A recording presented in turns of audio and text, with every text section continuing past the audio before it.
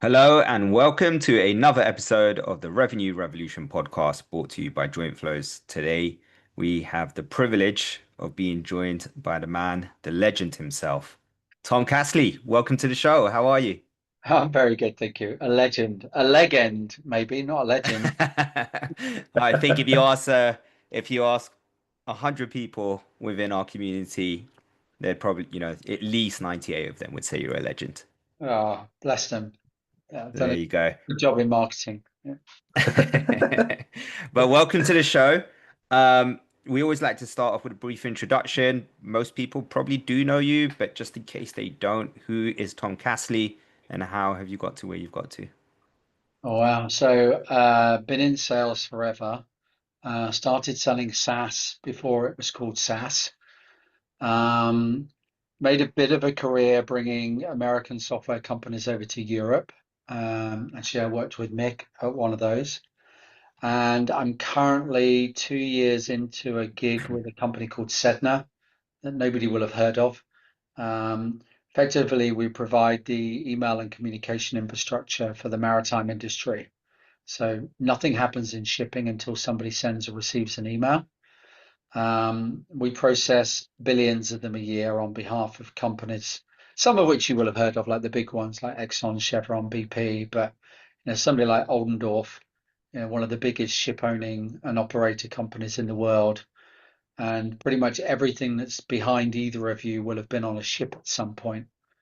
And to organize that, somebody sent an email, and that's what we provide. Yeah. Tom, awesome to have you here. I'm personally a big fan and ever so grateful to have met you in my journey.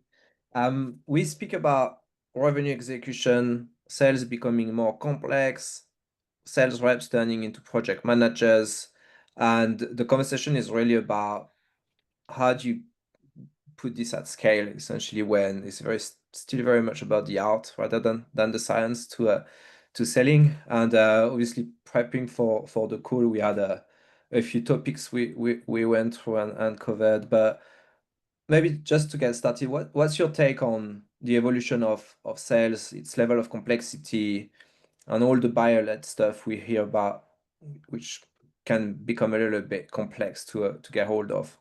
Yeah, look,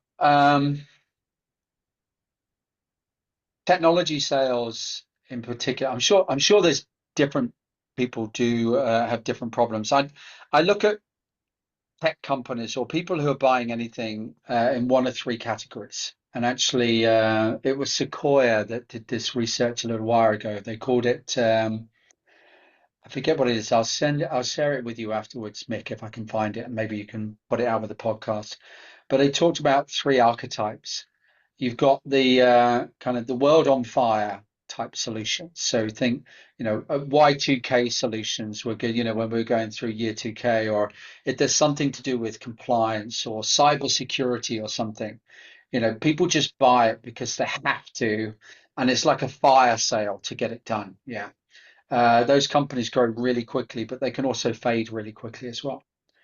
You then got the next big thing, like the shiny new toys, anything with AI, agentic, software companies. People spend a fortune in this area. Things like Bitcoin and stuff. Yeah, people spend billions on Bitcoin, and did it really go anywhere inside industry? So I do worry about the amount of money that's spent on those two areas. Yeah, the bit in the middle, and actually where a lot of VCs spend their time investing, is what they call the hard facts.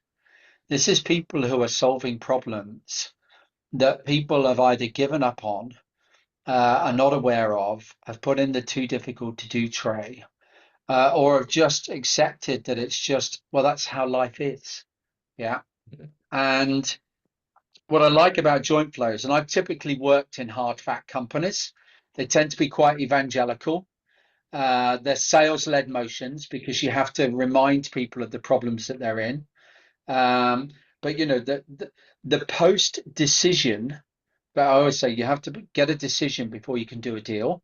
But that post decision stage, the euphoria of a salesperson hearing, yeah, we're going to go with you, or you're our preferred supplier, that step afterwards, yeah, everybody forgets about. And I know you guys are shining a big light on it, but it is the hard fact of sales is that you can win a lot of decisions and close very little business. Yeah, I love that. And we spoke about that before you hit, well, before we hit the record button.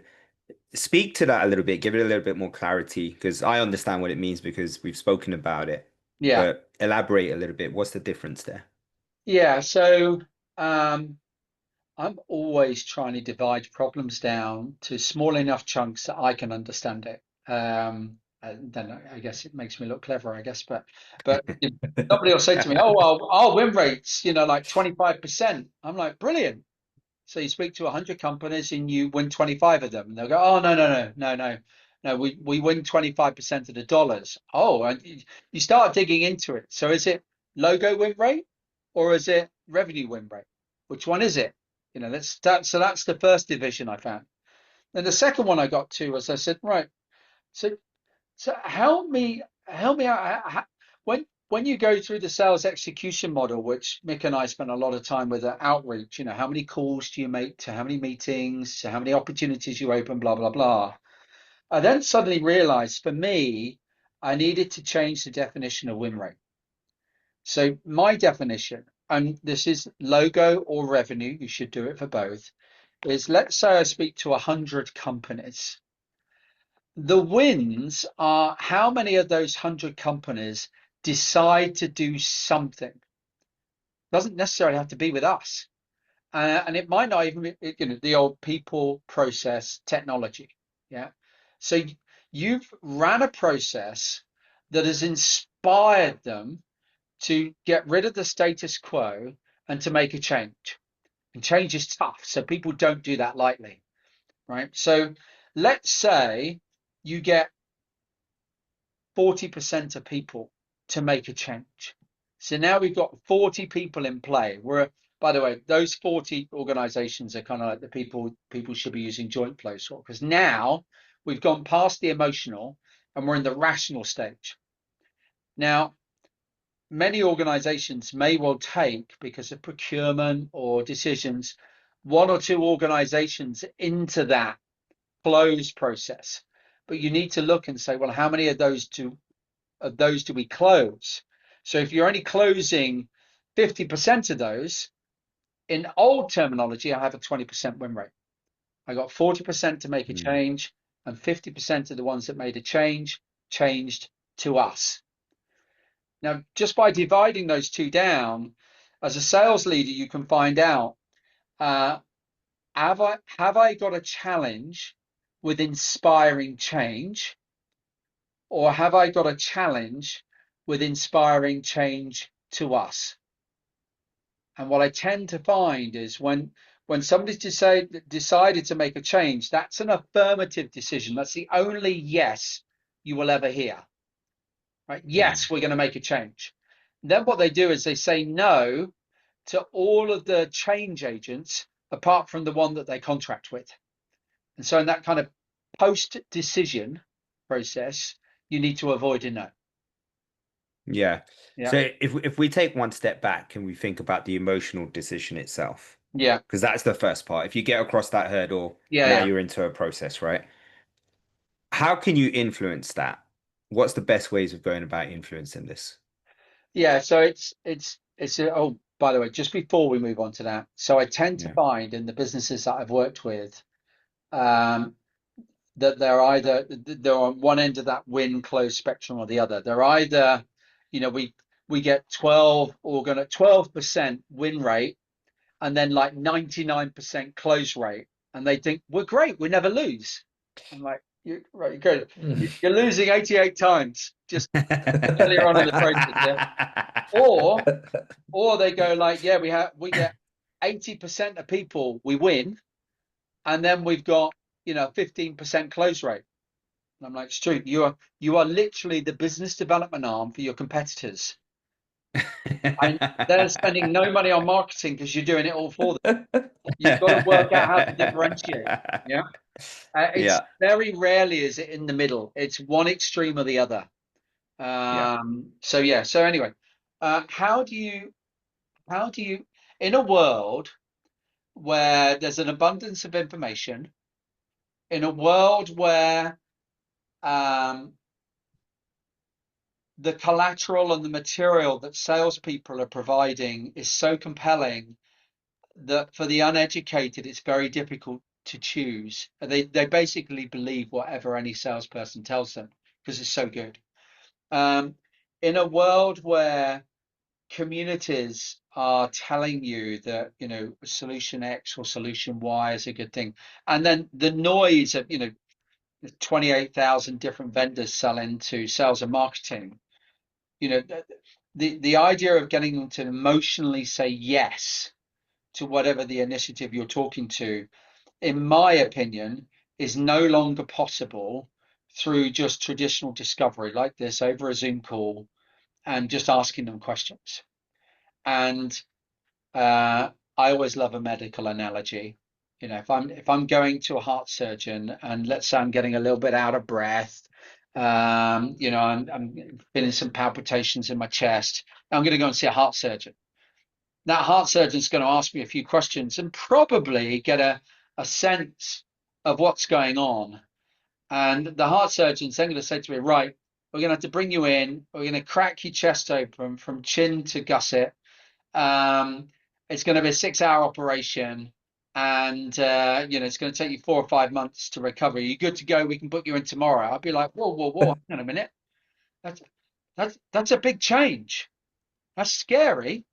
And I've literally told you 2 or 3 things, and I'm not sure I've got enough conviction there to get it done. Yeah. And actually, because of malpractice, you know, the doctor's going to do a whole bunch of CT scans or MRI scans and other tests. They do these deep tests because you cannot describe your problems in the level of clarity, in the level of depth, and what have you, that justify, you know, the expense, the effort, the resources that are required to get this through. We need to create an environment where we can diagnose the gap better for our customers. And we're rolling out at Sedna actually a reverse demo process. The inspiration for it, by the way, was Matt Gorniak and Goddard Abel, the founders of Big Machines. I remember speaking to them about 15 years ago, and they said they found that if they went and did a reverse demo with somebody, they had a 50% win rate. And by that was a collective win rate. They didn't dissect it down. It's like, geez. Said it was so powerful that we mandated it as part of our sales process. I spoke to them about 6 or 7 months later, and they said, actually, we've refined it still further. If we travel in the morning, do discovery in the afternoon, create a demo overnight, demo it back in the morning, and then travel back in the afternoon, we now have an 85% overall conversion rate. And then they found that if a customer agreed to go to dinner in that middle night and the customer paid, it was a 100% win rate because they'd already emotionally bought in at that point. Yeah. And so we do the same. And what I found is it doesn't matter how many questions we ask our customers, they can't describe their problem with enough conviction because it's a hard fact. They've been living in Outlook for the last 30 years. They left uni and have worked in Outlook their entire working life. They can't describe the problem. It's just well, that's just how it is. They can't even visualize something different. And so we now spend time, importantly, not trying to find stuff that we can demo. This has to be genuine curiosity. And so the mindset I try and instill in the team is you're trying to learn what they do so that if they went on holiday tomorrow, you could do it. So you ask them about every facet of the business. You fixate on how they describe things, the language that they use. You're looking for what they really like, what frustrates them, what can't be missing, and so on and so forth. It takes a good hour to do it. And then if you've done it properly, you should have no opinion at the end of that hour as to whether we're a good solution or not. You're going to have to listen back to it, or you're going to have to look at your notes. You're going to have to analyze it deeply, get into the language, understand how they describe certain things. And then what we do overnight is we tailor the demonstration. We have 2 slides. The first slide tells them everything we're not going to demonstrate them. And the number of times they go, but we're interested. Yeah, but it didn't come up yesterday. This is about dealing with status quo. The second slide is what we're going to show them. And the demo is no longer teaching or training like most demos are. We literally go, when you showed us this yesterday, you did this. Here's how it's done here. And they just have these really powerful eureka moments. And those moments, in my mind, build inertia, build emotional commitment, build a deeper desire, understanding of the issues and challenges they're facing, and also gives us the lexicon to be able to create this inertia, this mass that allows you to to barge through every process that most companies have put in place to stop them spending money. And the post-sales process um, needs motivation and needs momentum, and it needs conviction to be able to get through it. There are a lot of things where you'll get a win and then they give up in the close phase because it just gets too difficult to navigate it. And the final thing I'd say on that is, as you go through that process, what most sellers confuse is in the current climate, most of the people you sell to maybe buy one thing a year. And yet salespeople, we think they're as knowledgeable in that post-close process as they are, and we're doing it 15 times a quarter. I mean, frankly, it's just disrespectful. And it puts your buyer's dignity at risk because you're putting them into a situation where they could expose, flaws in their understanding and in their process and what have you. And no wonder they start to ignore you because they're getting embarrassed. Very good. So for those listening to the podcast, you see what we're speaking about.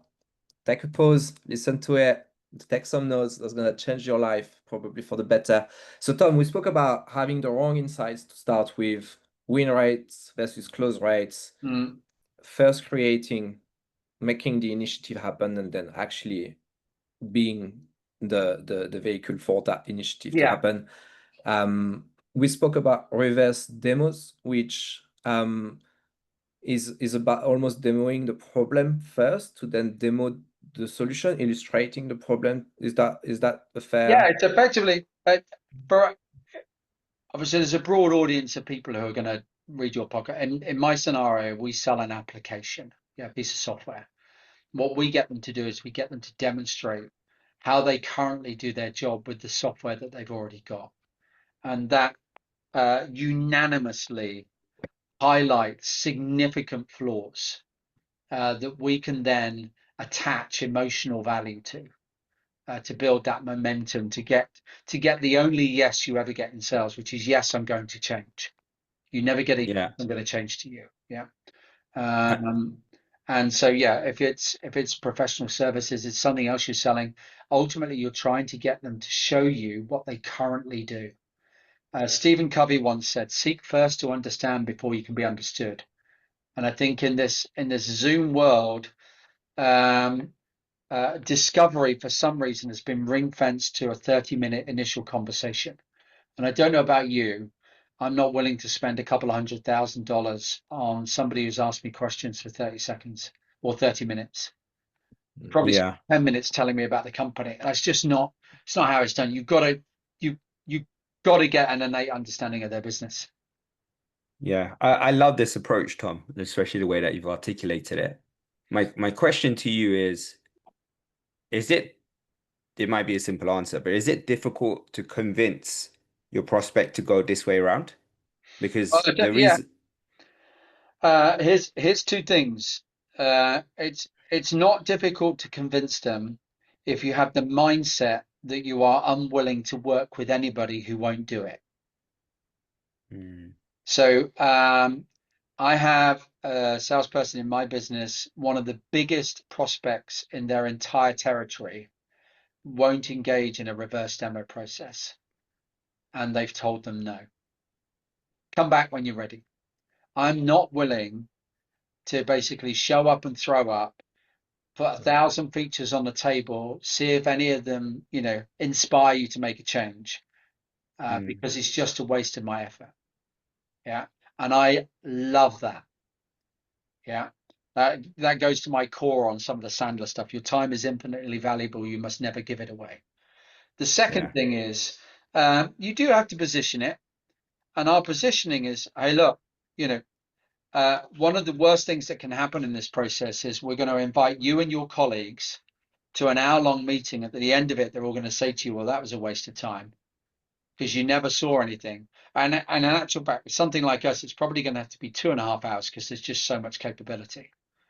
What I think is more respectful to you is to actually spend a bit more time understanding how you do your work and then tailoring our environment to you. And Mm. we use Faraz, who's the CEO of Hook, another company I worked with for a bit of time, introduced me to this product called Demo Monkey. I love it. Demo Monkey reskins demos. So, we've got like ship names in our demo environment. We can just go into Demo Monkey and do a replace. It Mm. just replaces the words on the fly on the screen. And so it's their ships and it's their operators. It looked Mm. like we have Mm. had a couple of customers go, hang on a minute, that's not our email you've got, is it? And I'm like, no, no, no, no. Whoa. We, we've just made it a little bit more familiar for you. Yeah. So that when you're looking at it, they can see it in their context. Yeah, I can see how that has a massive Yeah. impact actually on your ability to close business because that's But think about so it. if they engage in that process that Yeah. way round as well, there's clear intent But it becomes a also. flywheel effect as well. So Yeah. if when I'm doing these reverse demos, if you're like big machines and you're getting a 50% close rate off it, I start with 100 prospects and 50 of them end up buying us. You're going to start to put a bit more effort into things because I'm getting a return on it. And nobody likes hitting tennis balls down the other end of the court and there's nobody there and they have to go and collect them every time. If you keep getting a few back, yeah, you enjoy it. It's called a game, right? If Mm. you're just doing demos the whole time and nothing ever comes back, what kind of demos do you start to run? Oh, just dolly it over there. I'm only going to have to go and pick them up in a minute. I'm not gonna make an effort. Yeah. You've got I to love it. return on effort employed is a financial metric. Funnily enough, it's also a motivation metric for sales reps and for sales consultants and pre-sales people. Yeah. Yeah. Yeah. Yeah. Yeah. So Awesome. you've got the right metrics. You're starting from the prospect side in terms of understanding you're reversing the demo, you then demoing to the problem. Yeah. Um, what's next? Like how do you actually close that loop of okay, I'm gonna make a change and now you're gonna need to win the vehicle to that change. Yeah. So as I said before, regardless of whether you have an optimized process with something like joint flows, there is still stamina required to get a win to a close. Yeah, because they need to go through a process. And especially, if you're selling to any substantial kind of organization, everything that's in place in that business is there to protect itself from not spending money on something that doesn't pass muster. So they actually create deliberate hurdles in the process and they compartmentalize information. And you have, oh, well, there's these lawyers on the, and there are these outside lawyers as well. And there's these procurement people. And and then we have the security people. And then we have an executive who's involved.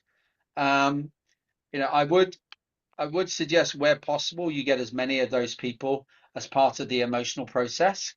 But I mean, that to me is kind of like textbook sales. Yeah, you need to engage seven. We all know in reality, you get access to those people when there's a win and you're in the close process.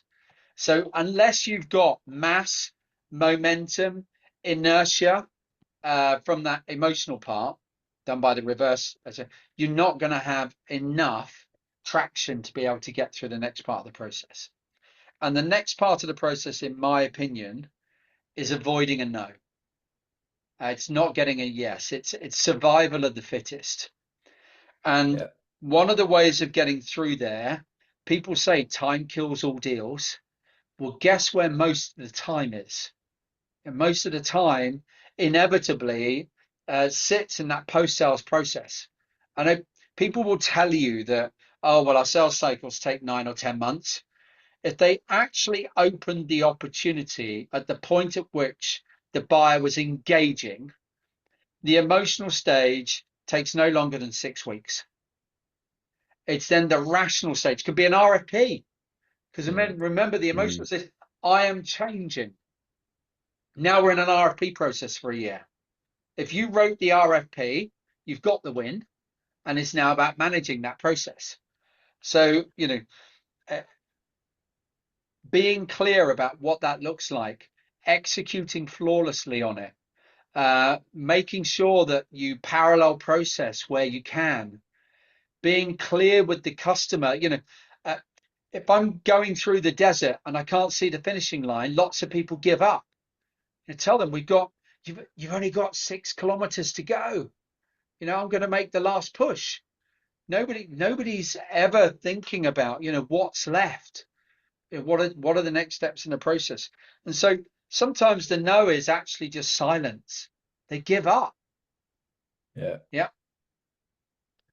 And and technically, is there a good way to do that? Like obviously, sellers like drawing flows. I'm going to do my own advertising here, but when you're in a process of getting from the yes to the no, like to the finish line, how do you teach your reps to run parallel threads, discover the requirements, deliver on the requirements, keep the inertia? I like the word inertia versus momentum. I think there's power in it that doesn't necessarily belong into momentum. Like, how do you structure that?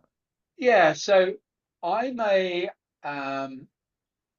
one of the mistakes I've seen with, because look, digital sales rooms try and do a bit of this stuff. And, you log in, I've logged into digital sales rooms, I don't know how many times. And, I get it sent to me after the first meeting, and there's this mutual action plan in there. It's got 35 steps in it. I'm like, wow, I don't know if I'm willing to get started on this. Yeah, I mean, I'm just looking, and this is just this whole thing. So my um, my advice and guidance structurally would be, one, as a business, start to measure when you get a win and make sure that you hold people accountable getting to the win in time, and and Mm. and learn what are the factors that get you there. It might be that you need to have spoken to 5 people. It might be that you have to have had a reverse demo. It might be that there's never more than 4 days between meetings. Could be 10 days between meetings. You have to get somebody high. So I say get high, get wide, get active, get ahead. Get ahead is, in the first instance, if this is like Breaking Bad, the TV series, in the first instance, all you're telling them is there's 6 seasons or five. I don't even know how many seasons there are of Breaking Bad. Maybe there's 3 seasons. Yeah. Yeah. And that's all the detail you get them. We're going to go through this stage where we're both going to decide together, is there enough in it? And it's more likely I'll say no than you will. So I've changed that slightly. The middle stage is where we work out whether it fits for you, and the third stage is whether it fits for your company. Yeah. And as we get into each stage, I'm going to drill into a little bit more detail. So then, once you're getting close to the post-sales process with my champion, I'd start to show them the episodes in season 2 and say, look, Mm. this is kind of what we're getting into. I've always said, and Mick, I'm a big fan of, I'm trained project manager myself. I think post-sales is a project management process. It's where sales becomes professional. It's not Yeah. it's not a show anymore. It's about being low risk, dependable, you know, their dignity is on the line. Yeah. So I lay it out. I say these are critical path items. These are things that we do. I'm at that point because I know I've got to win. They decide the most difficult thing is to get somebody to say they're going to change. At that point, they're not going to say no, or if they say no, I can't do that. It's not an objection at that stage. It's actually a cry for help. Yeah. You need to reframe. Somebody says, "Oh, we're not going to get to legal." What they're actually saying is, "I haven't managed to get to legal before. I need your help." Yeah. Yeah, and you lay it out for them. Then when you get into into the real post, then you can start to drill into the detail and start to put people against it, and they'll thank you for it. But at every stage, I'll be making sure in a buyer-centric process, hey, look, we've done this a ton of times before. This covers every base that we've ever come across in every single customer. I've had certain situations where we've only needed 2 steps and it's done. So with you, my champion, I'm showing you everything. The scenario normally is we're deleting things, not adding things, because I've gone comprehensive with you. Yeah. But now at least, oh yeah, I hadn't thought about that. Yeah. Oh, that's good. So who do we involve in that? Does that follow after this, or can we do it before or after? Oh, I don't know. And then always be ready with social inclusion. Typically, when speaking with other customers at this stage, they work in parallel. Oh, okay. I can do that too. Yeah. Makes them feel like, yeah. Well, it's not that. Again, this person does it once a year, and you're asking them a question. Should we speak to security first or last? And they'll give you an answer because you put them on the spot. But it's Yeah. unlikely to be right. Isn't it often the case as well that a lot of the buyers haven't actually bought before either within that company? Could well be. We just assume they're experts, Yeah. and they're not. Yeah. Now, again, you have to do this with, it's a nurturing voice. It's a project manager's voice. It's firm but fair. Yeah. Yeah, I've Yeah. done this 100 times. I know that if we don't go through security, we're at big risk for some companies. For others, it's irrelevant. Yeah, I'm just using as an example. Then you have to have it as part of the process. If it's the biggest area where you get the most no's, how early in the post-sales process should you have it? Right at the beginning. That's true. Yeah. Yeah, absolutely. Disqualify early. You need to post-close disqualify early as well. Yeah. Yeah, absolutely. Well, Tom, it's been amazing having you on. I feel like we could speak for hours and our listeners could just fill up notebooks and notebooks with all the learnings that they're taking from the conversation. But unfortunately, our time is almost coming to an end because I think some of us have a hard stop as well. We are starting a new tradition on the show, and it's going to be the first one. So you won't have a question to answer, but what you have the ability to do is leave a question for our next guest. And so when they come on, they'll have to answer your question. Okay. Are they That guarantees predominantly people who have sold something? sales Predominantly. leaders. Yeah. Yeah. Yeah. Yeah. My question would be for them to explain to you what is the deal that they are most proud of, and what made them so proud of it. And oftentimes it's not the biggest deal they did. It's just the one that, for whatever reason, for them, depends probably what their passion is, but it's, I've always found asking somebody what the deal they're most proud of tells you more about the salesperson, and how they think about sales than anything else. Awesome. We will make sure we ask that and we'll ping you the link to the next episode as well so you can see the answer. Brilliant. But thank you so much for joining us, Tom. It's been an absolute pleasure. This has been the Revenue Revolution podcast. Thank you for joining us. Until next time. Bye bye. Thanks, everyone. Thank you.